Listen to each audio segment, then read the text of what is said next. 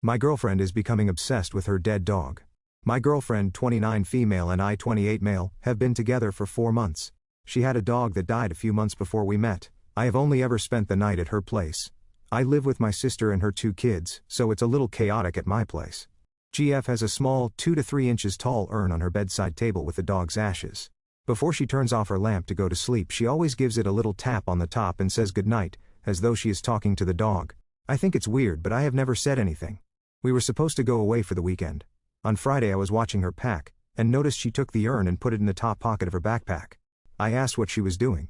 She said she didn't want to leave the dog behind.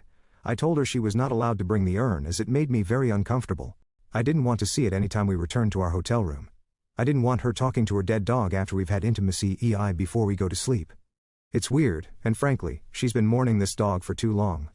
She didn't argue, she simply started to unpack her bag.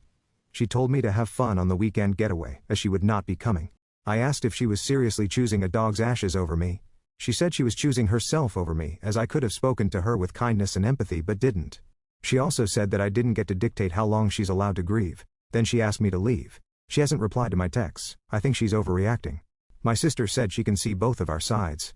Am I in a hole for thinking my GF is weird for being so attached to her dead dog's ashes? Edit 1. The hotel was non-refundable, and only a 3-hour drive, so I went on the trip without her.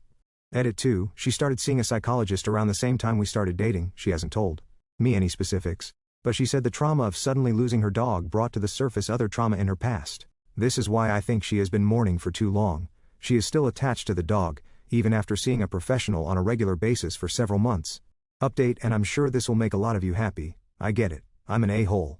I texted my GF to say I'm sorry for how I spoke to her and for dismissing her feelings. It was wrong. I also said I would like to apologize in person, and offered to bring over her favorite takeout. She said all good. Don't worry about an in-person apology. I gathered the things you've left at my house. Let me know when you would like to come pick them up. I'm hoping she will still hear me out when I go to her place. Edit 3. To those of you DMing me who think I'm NTA, but won't post a public comment due to the risk of being downvoted, please stop. That is cowardly. To those saying my girlfriend is a lunatic, a sociopath, unhinged, a trauma dumper, has endless emotional baggage, in need of a mental institution, etc., please stop that too. While myself and others may not understand what she is going through, that doesn't automatically make her mentally unstable. She has a good heart and a good head on her shoulders. Name-calling is unnecessary and borderline crueler than I was. For those of you that had asked, this is the urn. Final update.